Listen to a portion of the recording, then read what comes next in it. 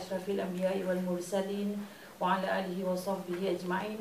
Allahumma salli ala sayyidina Muhammadin fatih lima uglika wal khatim lima sabaq wan nasil haqqa bil haqq wal hadi ila siratikal mustaqim wa ala alihi wa sahbihi haqqa qadrihi wa miqdaril azim.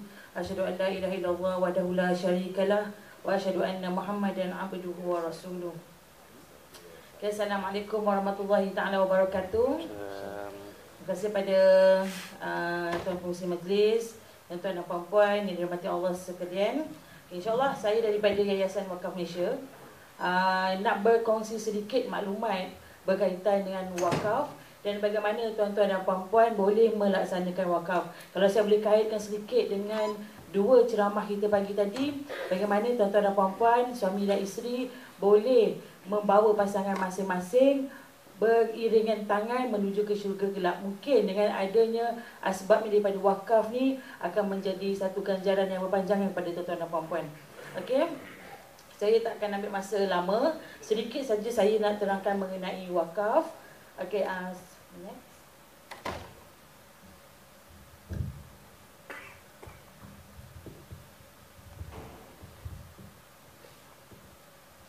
Okay, next. Sedikit je, apa itu wakaf? Wakaf tu bermaksud berhenti, menahan, menghalang. Jadinya dalam istilah, wakaf adalah apa-apa harta yang ditahan hak pewakaf ke atas harta tersebut daripada sebarang urusan jual beli, pewarisan, hibah dan wasiat, di samping mendekatkan sumber fizikalnya untuk kebajikan dengan niat mendekatkan diri kepada Allah Subhanahu Wa Taala. Dalam konteks ni, apabila tuan-tuan dan puan-puan mewakafkan harta tuan-tuan dan puan-puan, maka terputuslah tiga-tiga perkara tadi. La yuba', la yuhab, wa la yurath. Tak boleh jual beli, tak boleh diwariskan dan tak boleh dihibahkan. Okey. Milik siapa pula harta tersebut? Harta tersebut dalam konteks Perlembagaan Malaysia, wakaf tu akan ditadbir oleh Majlis Agama Islam Negeri selaku pemegang amanah tunggal harta wakaf di negeri-negeri. Okey. Seterusnya, bagaimana pula kita nak berwakaf? Okey, tuan-tuan dan puan-puan, sebelum nak mewakafkan sebarang harta, kita kena tahu adakah kita ni layak, siapa kita ni. Okey, yang pertama kita perlu mematuhi rukun-rukun yang ditetapkan. Yang pertama, mestilah ada pewakaf. Pewakaf tu kita sendirilah. Kita ni mestilah memiliki harta secara penuh, berakal, balik dan tidak dipaksa. Okey, apakah yang kedua, rukun harta diwakafkan. Dan apakah syarat-syarat untuk harta diwakafkan ni? Mestilah harta tersebut boleh diambil manfaatnya, mempunyai nilai harga, milik sempurna kita sendiri, dan mestilah diwakafkan untuk tujuan baik dan tidak menyalahi syarak. Yang ketiga, rukun ketiga, penerima wakaf. Okey, apa syarat penerima wakaf? Orang Islam merdeka dan kafir zimmi. Penerima wakaf mampu menjadikan manfaat wakaf sebagai hal taqarrub ataupun mendekatkan diri kepada Allah dan ditujukan untuk kepentingan Islam. Dan yang terakhir, daripada segi penyataan wakaf, boleh dibuat secara lisan, tulisan bersama ataupun melalui lafaz ataupun isyarat. Okey, bila ada keempat-empat ni, rukun sempurna dan syarat-syarat pun dipatuhi, insya-Allah wujudlah wakaf tersebut. Okey, seterusnya jenis wakaf. Wakaf ada dua. Saya rasa memang ramai dah tahu mengenai wakaf. Kalau kita tengok pun di media sosial, di mana-mana iklan, kalau kita buka TV Al-Hijrah pun kita tengok memang banyak yang melaksanakan wakaf. Jadinya sikit saya nak share juga jenis-jenis wakaf. Ada dua, wakaf ahli ataupun zuri, dan juga wakaf khairi. Wakaf ahli ni ialah wakaf yang memberi manfaat kepada keturunan mauquf alaih, seperti anak, cucu dan seterusnya. Masih ada lagi di Malaysia, tapi sekarang kita dah lebih kepada wakaf khairi. Mana-mana wakaf legasi yang melaksanakan wakaf khairi, dia wakafkan harta dia, tapi manfaat dia tu mesti dibagi kepada anak, cucu, cicit semua, mengikut keturunan dia. Dan sebagai Majlis Agama Islam Negeri, pemegang amanah tunggal, mereka akan melaksanakan mengikut kehendak pewakaf tersebut. Dan wakaf khairi apa yang sekarang ni Majlis Agama Islam Negeri banyak buat, kita ada dua, wakaf am dan wakaf khas. Wakaf am, tuan-tuan dan puan-puan berwakaf bagi tujuan am. Okey, contohnya dalam di Yayasan Wakaf Malaysia, kalau tuan-tuan dan puan-puan wakafkan tunai tunai tersebut akan digunakan oleh Yayasan Wakaf Malaysia ataupun ditukarkan kepada apa-apa sahaja bentuk bangunan. Tetapi sekiranya tuan-tuan dan puan-puan memilih wakaf khas, contohnya di Yayasan Wakaf Malaysia kita ada wakaf air, wakaf masjid hijau, dana tersebut akan digunakan khusus untuk produk itu sahaja. Okey, next. Okey, harta yang boleh diwakafkan. Apakah harta yang boleh diwakafkan? Yang pertama, harta alih dan juga harta tak alih. Harta alih ni contohnya wang tunai dan juga mesin. Okey, wang tunai kalau kami di Yayasan Wakaf Malaysia kita ada masyarakat boleh berwakaf melalui wang tunai, dan juga mesin, duit-duit yang tuan-tuan dan puan-puan wakafkan kita akan tukarkan kepada mesin. Contoh mesin adalah mesin buat kek, buat kuih, dalam produk wakaf Armalah Yayasan Wakaf Malaysia. Nanti saya akan terangkan dalam produk-produk. Dan seterusnya harta harta tidak alih, contohnya wakaf tanah, wakaf bangunan. Yang ini familiar sebenarnya. Sebelum saya bekerja di Yayasan Wakaf Malaysia, masa zaman belajar lagi, kita jarang dengar wakaf harta alih ni. Kami biasa dengar wakaf harta tidak alih bangunan. Even masa saya belajar sekolah rendah dulu, saya orang Johor, jadinya kita sekolah pagi nak ke sekolah petang ni, sekolah agama ni kita tak balik. Kadang-kadang kita dengar cikgu cakap, okey, jangan berkeliaran, duduk dekat wakaf. Okey, kita pun ramai-ramai pergilah kat bawah pondok. Kalau kita tahu pun sekarang pondok tu pun orang pun panggil wakaf. Tak pun kalau kita mengaji tu, ustaz ada tegur, berhenti tu, berhenti. So tanda berhenti itulah wakaf. Kita pun jarang sebenarnya. Bila saya mula masuk EU, baru kita tahu wakaf ni rupanya banyak. Bukan sahaja dekat pondok yang macam cikgu kita cakap masa kecil-kecil tu, dan bukan sahaja merujuk kepada tanda-tanda wakaf dalam Al-Quran. Okey, seterusnya sedikit sejarah perkembangan wakaf. Ini zaman awal Islam. Pada zaman Nabi Muhammad SAW, Nabi Muhammad bersama para muslimin ketika penghijrahan dalam perjalanan penghijrahan ke kota Mekah, mereka telah berhenti di satu tempat dan telah dibangunkan satu masjid yang sekarang ni dinamakan Masjid Quba. Dalam sejarah dia menyatakan bahawa Masjid Quba ni adalah wakaf terawal dalam Islam. Okey, seterusnya Masjid Nabawi yang kita selalu memang kita akan pergi semasa menunaikan umrah ataupun haji, pun dibangunkan di atas tanah Bani An-Najjar oleh Rasulullah SAW, dan juga kita ada ladang Khaybar oleh Saidina Umar, dan juga Telaga Raumah oleh Saidina Uthman. Pada zaman Uthmaniyah kita ada Imarat Dapur Wakaf, yang ini di Turki yang masih ada lagi sehingga kini, di mana Imarat Wakaf ni dia menyediakan makan roti kepada masyarakat setempat yang fakir dan miskin. Mana mereka boleh datang kepada Imarat tu untuk ambil saja makanan di dalam tu.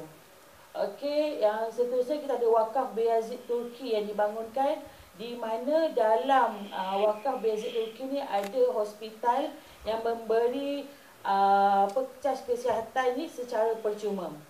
Dan yang terakhir di zaman Abbasiyah, kita tak asing lagi sejarah Al-Azhar itu sendiri, bagaimana dia membantu kerajaan dan juga membantu untuk pembangunan ataupun yuran-yuran pengajian Siti Aisyah yang sekarang ni dijaga oleh Majlis Agama Islam Negeri Pulau Pinang.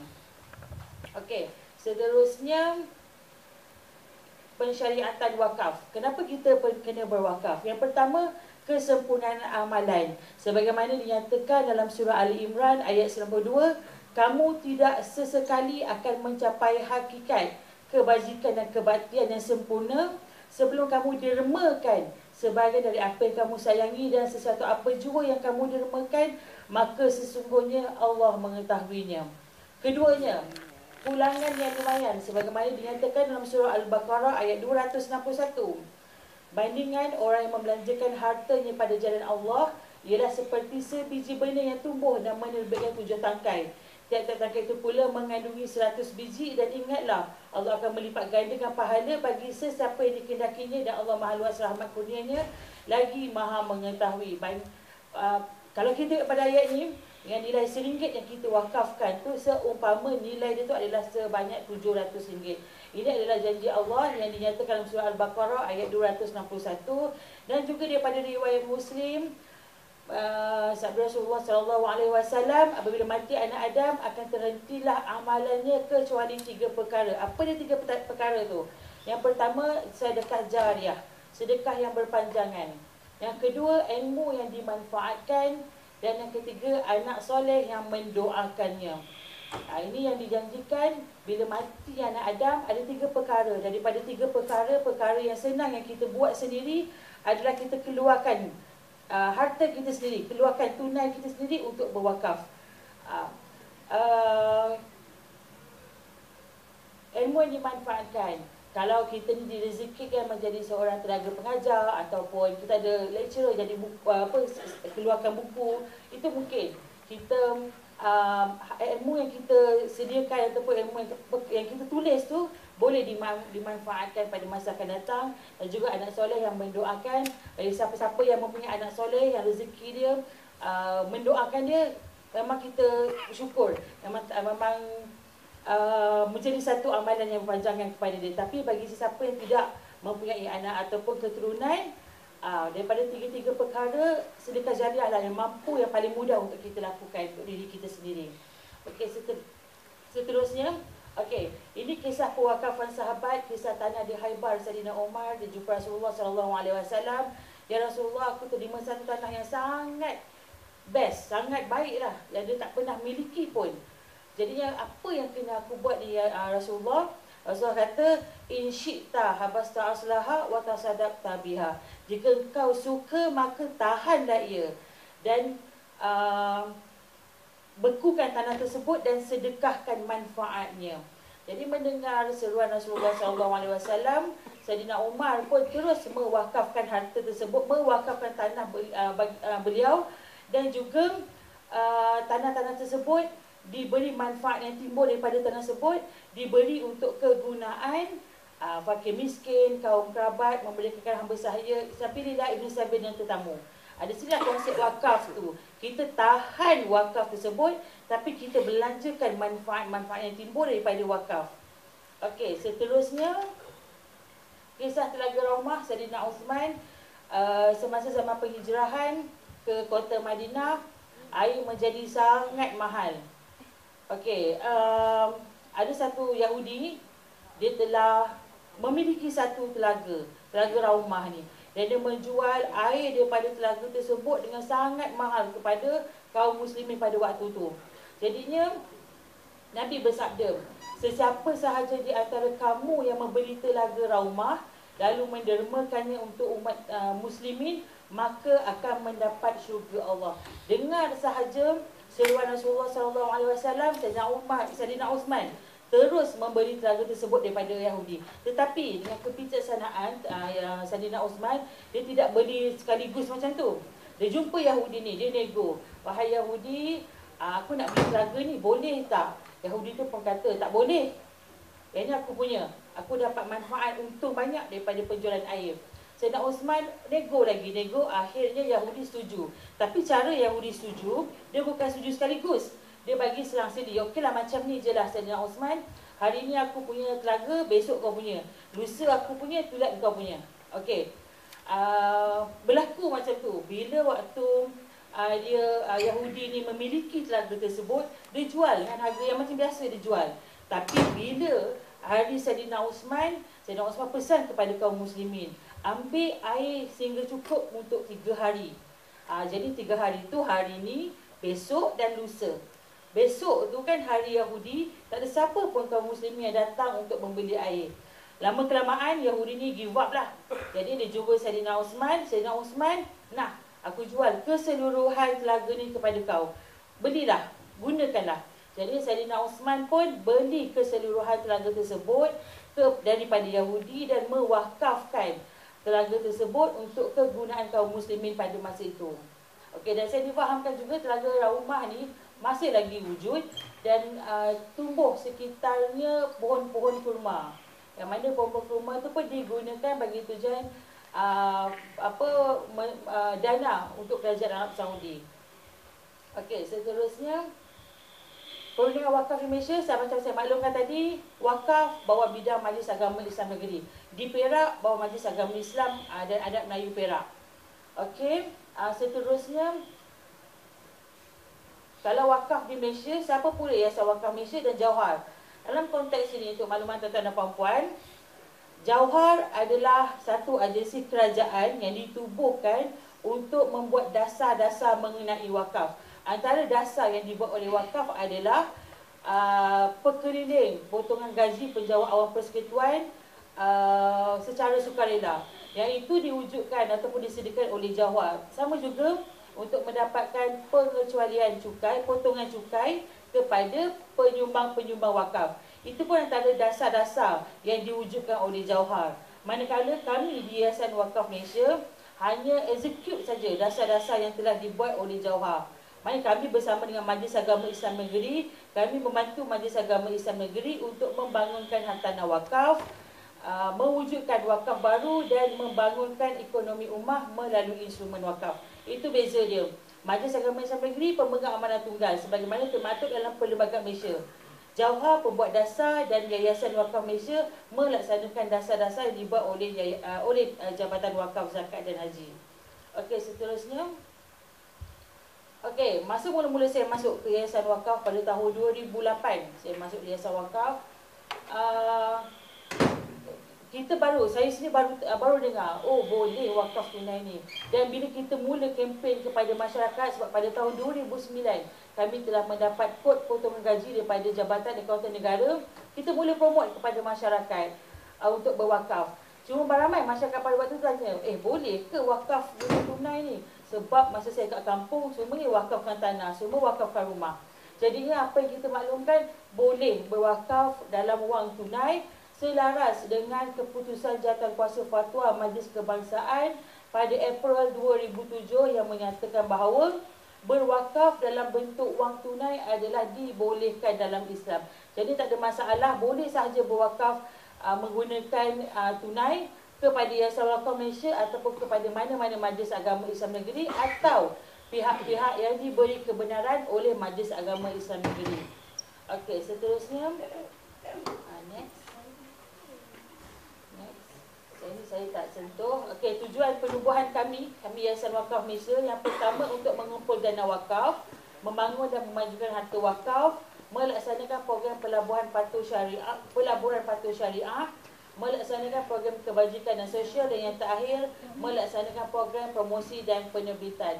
Kelima-lima ni semua adalah untuk kita memperbanyakkan lagi harta wakaf dan kita memberi kesedaran dan kefahaman kepada masyarakat apa itu wakaf dan bagaimana untuk bersama-sama menyumbang wakaf. Okey, seterusnya.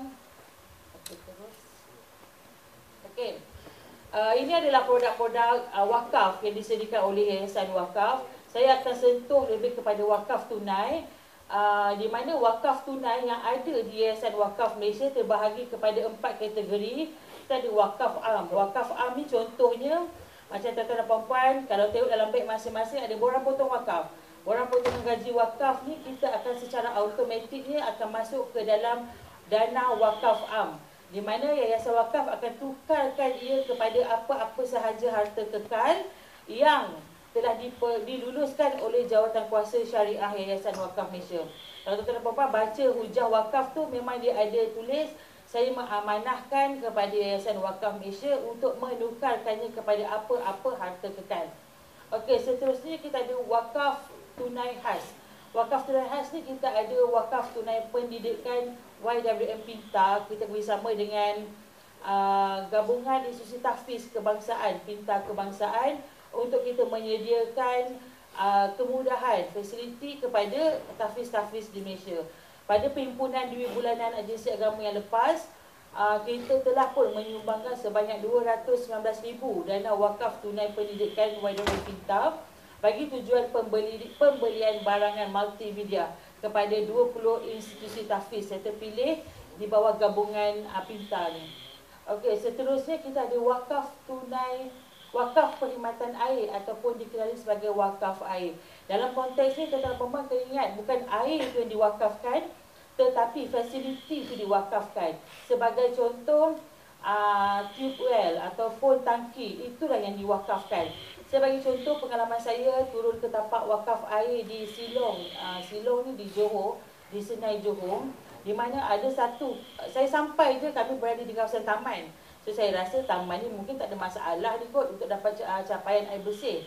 Tetapi kami bukan berhenti, bukan melawat taman tersebut. Kami dibawa ke belakang, ada satu bukit, anak bukit di belakang taman tu. Ada 16 sebuah keluarga yang masih lagi selama 30 tahun tak pernah menikmati air bersih. Okey, jadinya bila kita tanya sebelum ni ambil air di mana? Dah kita naik bukit, kat belakang tu kita kena turun bawah lagi sikit ada anak sungai. Di situlah tempat mereka mendapatkan air untuk kehidupan harian mereka. Dan di bawah program wakaf air, apa yang kita buat, kita sediakan satu saluran air daripada taman tersebut pergi ke kawasan, ke tangki yang kita letak berhampiran dengan kawasan-kawasan rumah. Air akan dikumpul dari situ dan air daripada tangki ini akan disalurkan kepada rumah-rumah yang ada di atas. Okey, ramai orang tanya, kenapa menggunakan wakaf air? Bukankah urusan air ini di bawah tanggungjawab kerajaan? Betul, air ini di bawah tanggungjawab kerajaan, tetapi kita untuk mendapatkan wakaf air ini satu projek tidak melebihi RM50,000. Untuk kita mendapatkan peruntukan tu dia mungkin agak lambat. Jadinya inisiatif NREC yang nama lama dia KASA, Kementerian Alam Sekitar dan Air, kita wujudkan alternatif pembiayaan untuk wakaf air ini, di mana satu projek tidak melebihi RM50 dan di lokasi-lokasi yang tidak boleh dicapai oleh operator air. Tidak boleh dicapai oleh operator air yang disahkan oleh Suruhanjaya Perkhidmatan Air Negara SPAN. Okey, melalui program ni kita dah ada 58 program, satu Malaysia projek-projek wakaf air, dan alhamdulillah telah memberi manfaat kepada hampir 26,000 penduduk. Okey.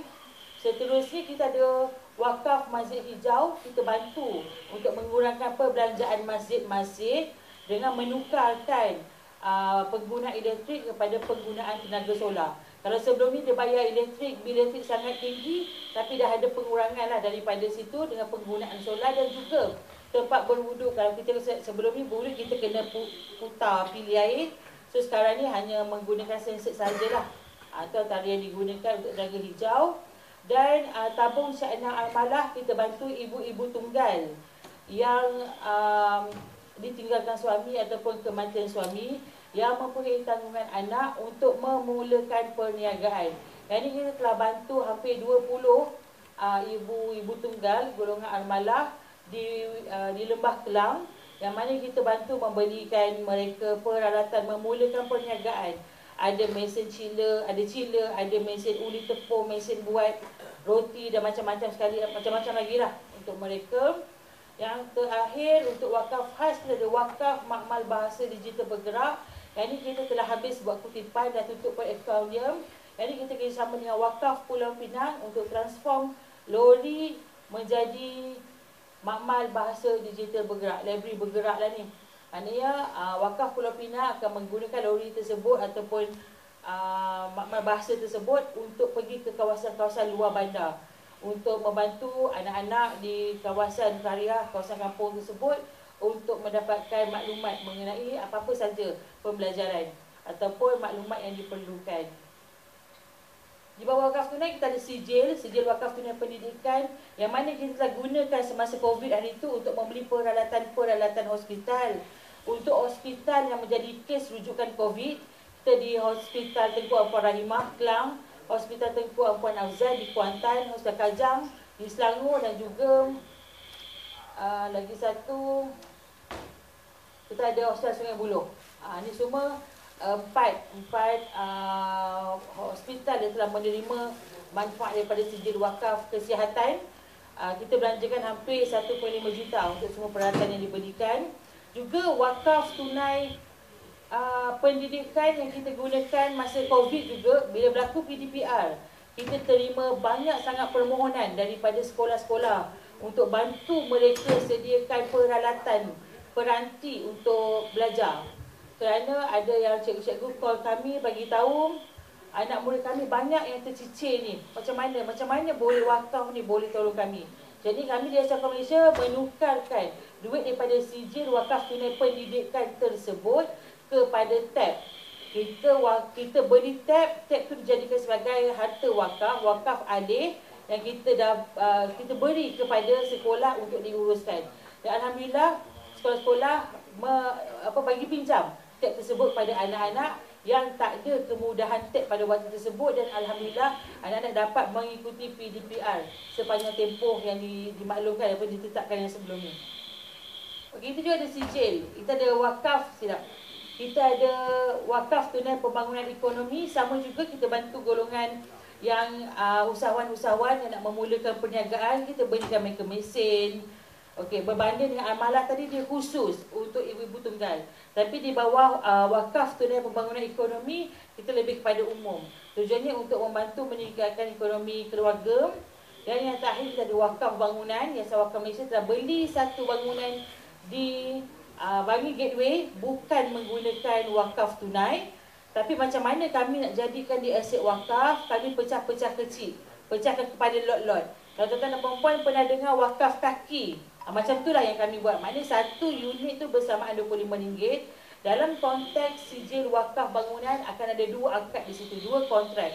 Yang pertama, tuan-tuan dan perempuan boleh beli lot yang kita wakafkan tersebut, satu unit bersamaan RM25. Tuan-tuan dan perempuan beli lot tersebut dan mewakafkan lot tersebut kepada Yayasan Wakaf Malaysia. Kat situ ada kontrak beli dan juga ada kontrak wakaf.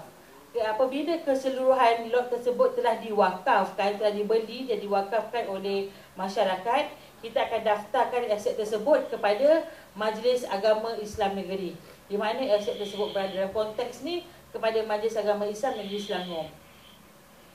Dan yang terakhir untuk wakaf tunai, kita ada wakaf bertempoh. Yang mana wakaf bertempoh kita bekerjasama dengan CIMB Islamic Bank Berhad dalam mewujudkan program iTekad CIMB Islamic Entrepreneur, yang mana kita wujudkan satu produk. Masyarakat boleh berwakaf untuk produk tersebut. Wakaf tersebut dia hanya untuk tempoh setahun sahaja. Dia wakaf bertempoh hanya untuk setahun sahaja. Dana yang kita terima, kita beli motosikal. Motosikal tersebut kita bagi kepada Yayasan Belia Malaysia untuk kita latih dan kita berikan kepada peserta-peserta Food Panda Rider. Okey, mereka yang terkesan semasa COVID, kita pilih dalam 40 orang, kita bagi motor tu pada mereka dan guna motor tersebut dalam tempoh setahun. Setelah dia mencapai syarat-syarat yang ditetapkan daripada segi jualan, daripada segi latihan yang mereka kena ikut, kita hibahkan motor tersebut kepada mereka. Mana dalam konteks wakaf bertempoh bagi program ini, wakaf tuan-tuan dan puan-puan hanya dalam tempoh setahun sahaja. Selepas setahun, aset tersebut dihibahkan kepada peserta. Alhamdulillah, untuk program ini memberi banyak manfaat kepada peserta-peserta. Saya nak share kepada semua, kita panggil belia, tapi sebenarnya ada peserta kami ni usia dia dah melebihi belia. Saya boleh katakan dia dalam umur akhir 50, dia dah ada nenek lah sebab dia dah ada cucu. Okey, dia ni bekerja memang hantar makanan sahaja, dan pendapatan dia setiap bulan dalam 3,000 ke 5,000. Sama juga seorang ibu tunggal, dia ada, saya lupa, 3 ke 5 orang anak macam tu. Dia berniaga, join program kami, dan dia hanya menghantar makanan saja sebab dia tak ada pendapatan lain. Selepas COVID tu dia tak ada pendapatan lain untuk membantu anak-anak dia sekolah, untuk menyediakan bayaran yuran apa semua. Apa yang dia buat, dia jadi food rider, dan dia sebulan pendapatan dia antara 3 ke 5,000 macam tu. So tak ada masalah. Dia kata tak ada masalah untuk dia membayar yuran anak-anak dia.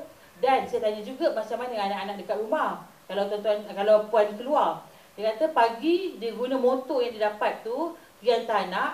Lepas tu dia buat food rider. Lepas tu tengah hari dia ambil anak balik sekolah, letak kat rumah, dia sambung buat kerja food rider. So petang dia balik, sediakan makan, dia anak dah okey, dia akan keluar. Macam itulah. Itu je cara dia sebab duduk di Kuala Lumpur ni kos sara hidup sangat tinggi. Jadinya itu pilihan yang dia ada. Okey, seterusnya kita ada tunai wakaf Berbeza wakaf tunai, tunai tersebut kita tukar pada harta kekal. Kalau tunai wakaf, tunai itu sebagai ain wakaf. Ini kita bersama dengan Bank Rakyat dan juga untuk produk wakaf halal PKS. Kita ada juga wakaf link unit trust. Kalau tuan-tuan dan puan-puan pernah dengar ASB, konsep dia sama. Kita ada 4 produk. Boleh subscribe kepada produk-produk ini, di mana pada hujung tahun biasanya kita akan declare dividen. Daripada dividen tersebut, separuhnya akan diwakafkan dan separuhnya akan dipulangkan kepada para pelabur. Itu tuan-tuan dan puan-puan, pada masyarakat lah yang subscribe produk-produk ni. Yang ketiga, yang terakhir, yang keempat, kita ada wakaf link takaful. Wakaf link takaful ni kita guna istilah di dunia kita dilindungi dan insya-Allah di akhirat nanti kita diganjari. Okey.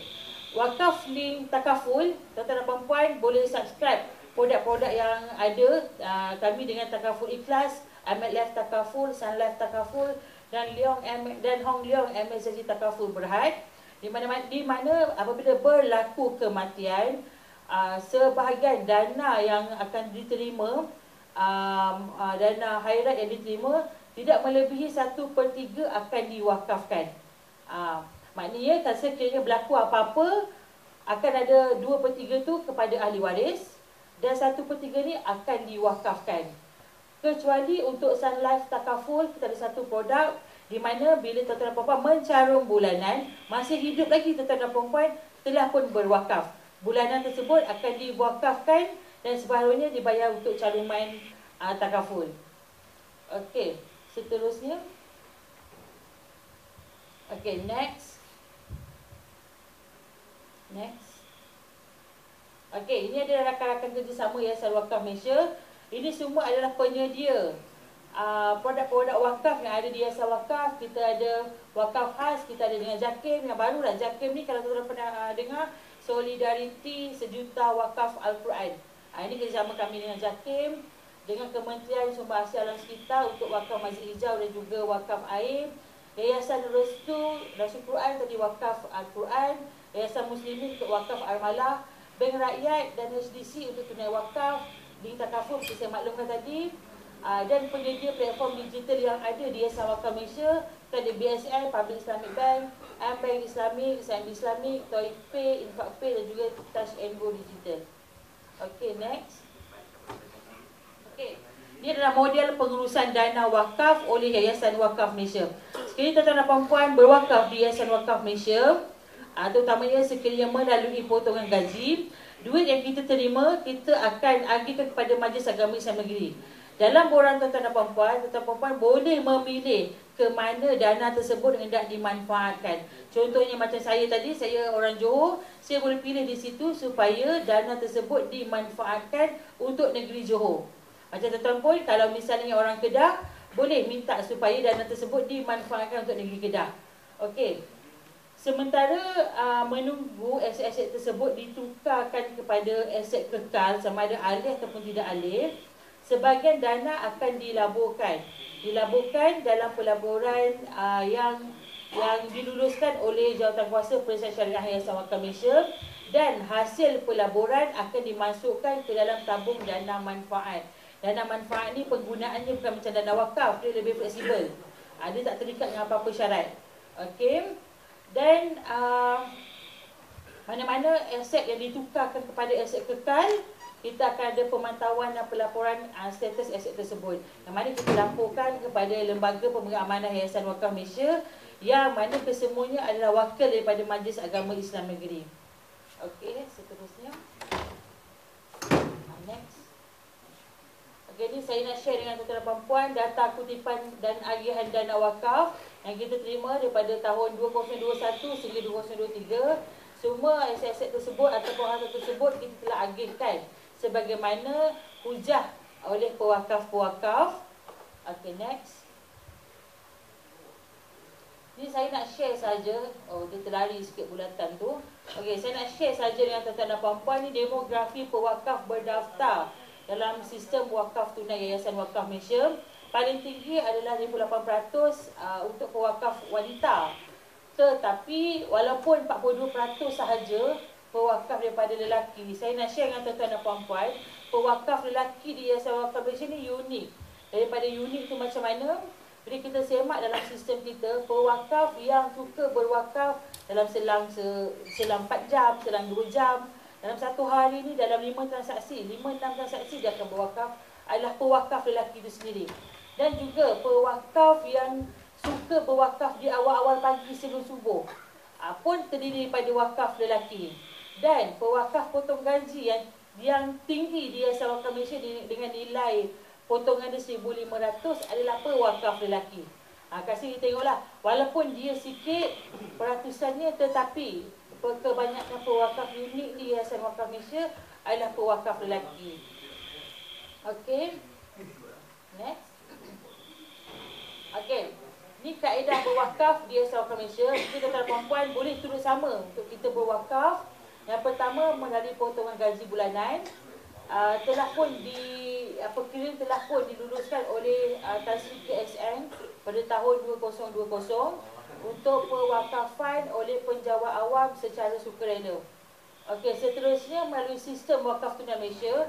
Dalam sistem ni tuan-tuan perempuan boleh memilih untuk produk-produk wakaf yang saya nyatakan tadi, dan juga boleh berdaftar untuk membuat potong gaji secara bulanan. Okey, melalui kaunter wakaf YWM. Kami ada di luar, ataupun kalau yang berada di Putrajaya boleh datang terus ke kaunter di pejabat kami. Melalui Infak Pay, melalui Toy Pay, dan juga melalui Duit Now QR. Okey. Next. Okey. Itu saja saya nak share dengan semua. Sedikit sebelum saya serahkan kepada Guru Setia, kenapa kita perlu berwakaf? Okey, kita hendaklah berwakaf ni sebab itulah janji Allah. Ganjaran itu sangat banyak. Macam saya cakap tadi, daripada RM1 nilainya seumpama RM700 dalam surah Al-Baqarah 261. Okey, keduanya, kenapa kita perlu berwakaf? Sebab dengan wakaf ni boleh kita meningkatkan lagi lebih banyak aset-aset umat Islam di Malaysia. Dan kenapa kita perlu berwakaf juga? Kerana manfaat wakaf yang wujud tu nanti akan dapat membantu lebih ramai golongan-golongan yang memerlukan. Sebab saya maklum tadi, manfaat wakaf ni sifatnya dia tak macam wakaf. Dia fleksibel, dia boleh belanja untuk apa-apa sahaja tujuan. Okey. Dan kepada siapa wakaf ni boleh ditujukan? Okey, berwakaflah untuk diri sendiri, berwakaf untuk mak dan ayah, berwakaf untuk pasangan, berwakaf untuk yang telah tiada, dan juga boleh berwakaf untuk orang yang tersayang. Maklumat tu semua kalau nak tengok contoh ada dalam borang potong gaji, boleh pilih daripada RM10 yang kita wakafkan, RM2 untuk diri sendiri, RM2 untuk pasangan, RM2 untuk mak ayah, RM2 untuk anak-anak. Okey. Tu saya rasa sampai situ saja. Saya minta maaf kalau tercepat sangat. Tapi kami ada di belakang, kalau ada apa-apa nak tanya, kita ada di luar. Kalau ada pertanyaan atau persoalan, saya minta maaf kalau atas segala kekurangan. Aku luka lihadza wa astaghfirullahalazim li wa lakum. Wabillahi taufiq wal hidayah. Wassalamualaikum warahmatullahi taala wabarakatuh. Waalaikumsalam warahmatullahi wabarakatuh. Majlis mengucapkan terima kasih di atas informasi berkenaan wakaf sebentar tadi. Pohon para hadirin bersedia untuk majlis penutupnya akan berlangsung sebentar lagi, insya-Allah. Dengan itu, wabillahi taufiq wal hidayah. Wassalamualaikum warahmatullahi wabarakatuh.